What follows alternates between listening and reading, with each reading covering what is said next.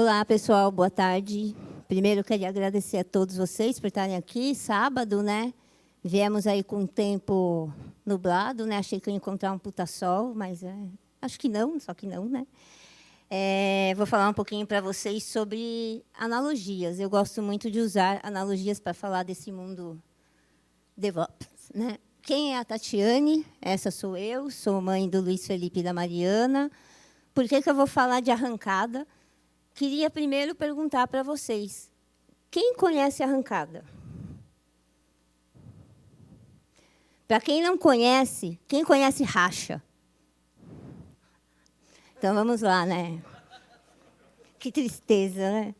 A arrancada é o esporte profissional do racha. O racha é a parte errada, né? É o que a gente faz na rua, que não pode. A arrancada é feita em circuito, tem pilotos profissionais correndo na arrancada, é um esporte legalizado, que existe todo um preparo que tem total a ver com o que a gente está falando sobre DevOps.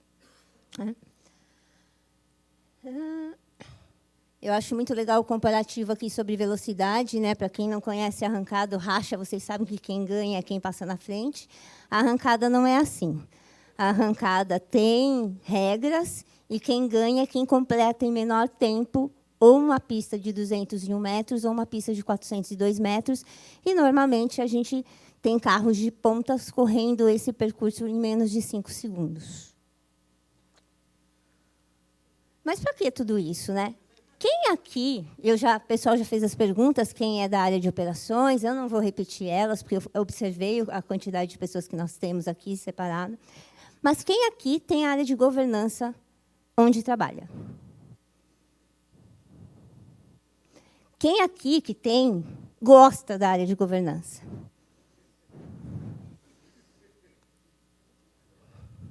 As risadas respondem, né? Quem aqui ainda passa por CAB para fazer um deploy? Às vezes, né? Mas o banco é uma situação particular, né? Né? Aqui eu trago um contexto não só de cultura, eu vou falar um pouco para vocês sobre como a arrancada contribui, e vocês vão perceber que na vida de vocês, se vocês transportarem isso para o dia a dia de vocês vão encontrar métodos, rotinas, que são DevOps, e que a gente faz automático. E aí, a gente, às vezes, sofre para implementar essas culturas na empresa. E aí eu vou trazer a arrancada, que é o meu dia a dia, né? Eu sou piloto amadora, mas o meu filho é piloto profissional de arrancada. E eu vou trazer esse contexto para a gente fazer esses links sobre DevOps e arrancada, que não, nada mais é do que velocidade. E, normalmente, a gente teve colegas aqui que falaram sobre velocidade de entrega, a gente fala muito do mundo ágil, né? E aí eu puxei um parênteses aqui, fiz algumas observações. O pessoal do Nubank, o pessoal da Nelway, o Rodolfo da Google falou algumas coisas que convergem. E eu vou falar aqui também de uma outra perspectiva. Quais são os pontos comuns que a gente falou aqui até então em algumas palestras? Métricas, pós-mortem, falaram muito de pós-mortem, comunicação, alinhamento, lições aprendidas e como a gente impactar menor o nosso cliente final. Nas duas primeiras apresentações, né, das empresas que estão patrocinando, a gente falou sobre paixão, impacto real, entrega de valor e propósito. Por isso, eu gosto de falar da arrancada, porque a arrancada é meu propósito de vida. O iFood é meu propósito profissional. E como a gente entrega uma experiência incrível para o cliente? Porque, quando a gente fala de banco, o banco ficar fora é um problema muito grave, certo? Você não quer ter problema com o seu dinheiro. Se o iFood ficar fora, vocês procuram outro lugar para comer. Vocês não vão deixar de comprar por causa disso. Então, como eu faço para entregar a melhor experiência? Agora, uma outra pergunta. Quem aqui sabe quais são os clientes do iFood? Vocês são? Só vocês? A gente tem 3 pilares de clientes. Vocês, o restaurante e o entregador. E a gente tem sistemas rodando para atender todo esse ecossistema. Então, o dia a dia de uma sustentação disso é uma coisa bem turbulenta, porque a gente está olhando para vários cenários, né? Tudo isso para a gente entregar uma experiência incrível, né? Tudo para a gente entregar um melhor caminho para o cliente, para eles estarem fiéis à nossa marca, né? E aqui eu vou falar um pouco da arrancada para vocês entenderem, porque eu faço esse parênteses. Eu peço licença para mostrar um pouquinho do que é arrancada para aqueles que nunca viram. E aí aqui atentem quais são os passos que acontecem antes de uma prova, porque isso é importante para todas as correlações que eu vou fazer com o DevOps.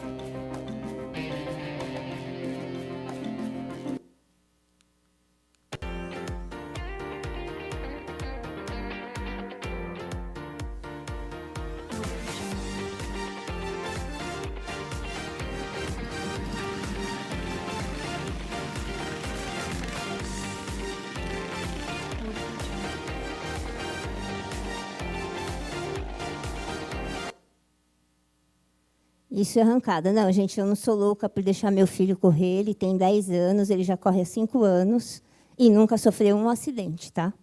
Então, ele está tudo sob controle. Ele está mais seguro dentro desse dragster do que andando na perua da escola. É verdade. Então, por que a gente eu estou falando disso tudo, tá? Porque falhas acontecem, tá? E elas vão acontecer sempre. Sempre vão acontecer. Não adianta a gente achar que um serviço ou o dragster ele vai estar 100% disponível, porque não vão estar. E tudo bem. Acho que essa é a principal mensagem. Tudo bem, a gente vai errar. E o que fazer com isso quando a gente erra? Por incrível que pareça, na arrancada a gente usa telemetria. E aqui é uma curva onde deu um problema. E aí, explodiu o motor. Por quê? Porque a gente tenta fazer ele passar em 10 segundos, os 201 metros, percorrendo a 120 km por hora, a busca de uma performance e tempo. A gente fez alguma coisa errada e deu errado. Aqui é uma curva de um dia que a gente teve problema no iFood. E ele caiu. E aí o consumidor final não conseguiu comprar. Por quê?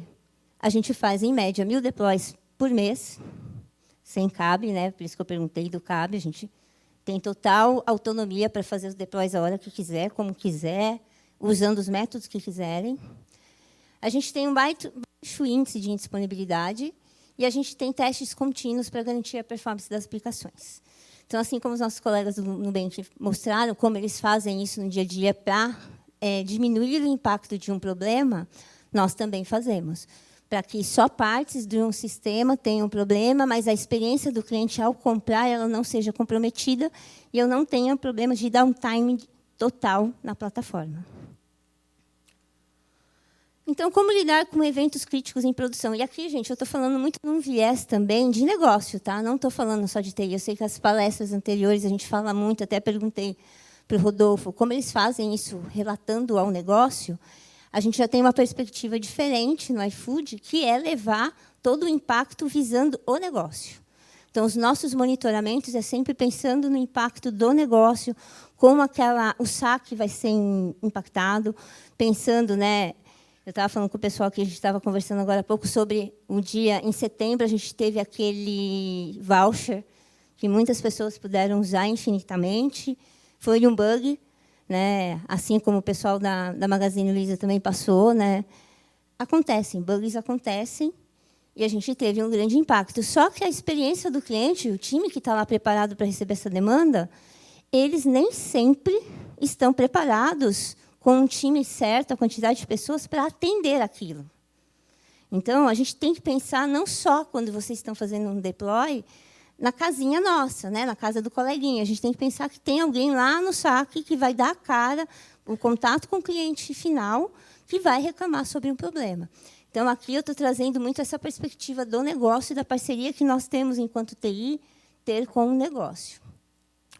Então, a gente eleva, construir uma cultura de TI aderente à necessidade do negócio. A gente está ali para isso, a entregar valor, a gente precisa entregar valor. TI como estratégia de negócio, principalmente quando a gente fala de aplicativos, tudo roda, né, gira em torno de TI. Ter um processo ágil e eficiente para restabelecer falhas de forma rápida e com menor impacto. Como eu disse, no iFood a gente pode errar, e tudo bem. Só que a gente quer errar uma vez só. Eu não quero ter o mesmo erro mais de uma vez. Nós queremos crescer. Então, para crescer, a gente permite ter erros. Mas esses erros precisam ser controlados para que a gente tenha a visibilidade do que aconteceu e corrigir aquilo. E aí eu trago um pouco do como a gente usa os métodos, né? A gente usa o Calmes, falando de cultura, automação, valor, medição e compartilhamento. E, sim, eu uso um pouco do ITIL também, porque o que não é definido não pode ser controlado, não pode ser medido e não vai poder ser melhorado. Então, veja que coisa, né? A gente fala muito de governança, às vezes eu faço algumas palestras, as pessoas odeiam governança. E eu já recebi alguns apelidos sobre portadora das más notícias, sobre, né, o cavaleiro do apocalipse. Né? Chegava numa reunião de pós-morte e chegou o cavaleiro do apocalipse. Era isso que acontecia. E, na realidade, não é. Na realidade, a gente quer mostrar os impactos que isso causa. Quanto de vocês, quando tem um evento crítico, quando fazem o pós-mortem, conhecem, de fato, qual é o impacto financeiro daquela perda? Essa é a nossa missão no iFood, deixar isso transparente. Todos que estão ali trabalhando para entregar valor, seja codificando, seja sustentando o serviço que vocês entregam, vocês precisam ter noção de qual é o impacto. Vocês precisam ter empatia com a área de negócio que faz uma campanha e aí, de repente, a plataforma não está pronta. A plataforma cai. Pensa na Black Friday. Vamos pensar na Black Friday.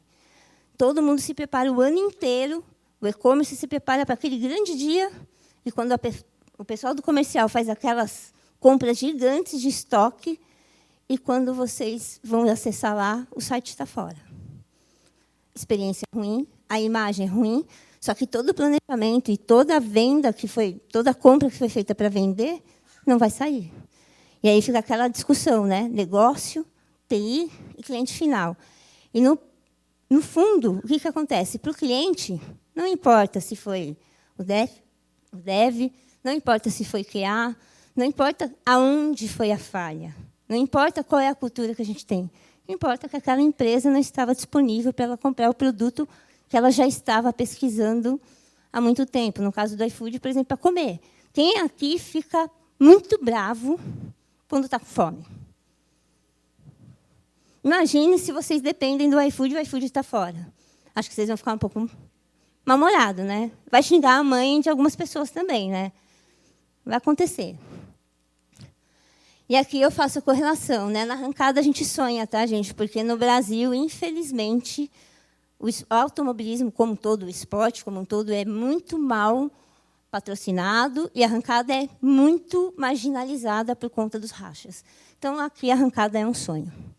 No caso dos produtos, quando a gente põe um produto no mercado, quando a gente está desenvolvendo o ciclo de vida do produto ou uma nova feature para correr atrás de ou algo que já foi lançado pelo concorrente, ou algo que vai ser inovador e vai dar aquele boom, a gente tem um novo produto, a necessidade de inovação e empreendedorismo.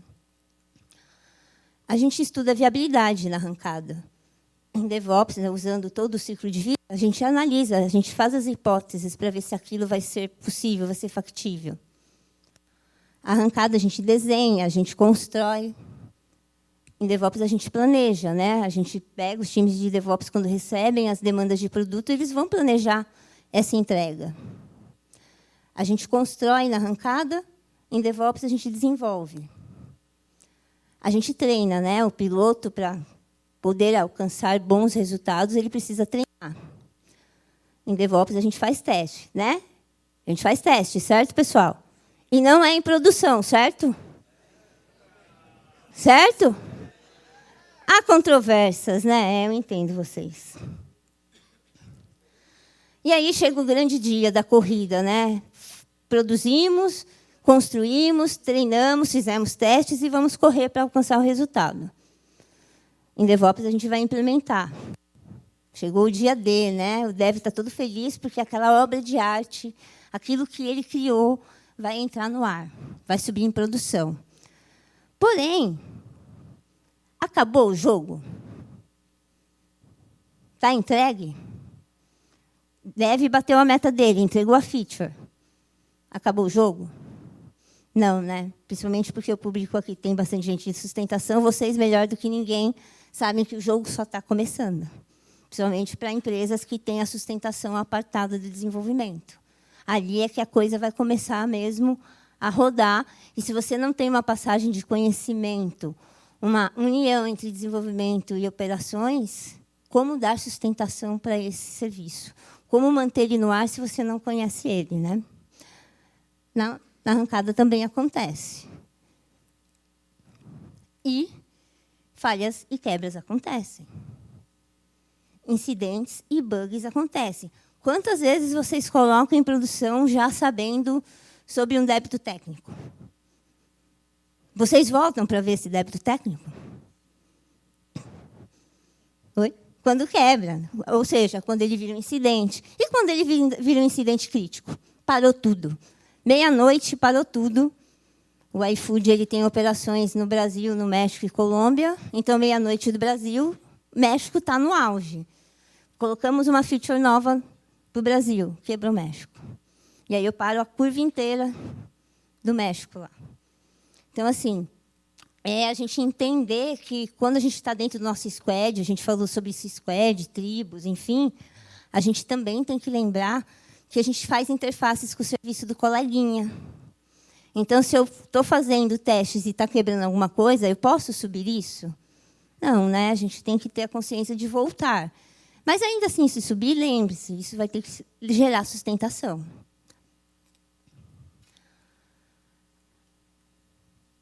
E aí vem a nossa companheira. Falei para vocês lá no começo. Na arrancada, a gente usa muito telemetria.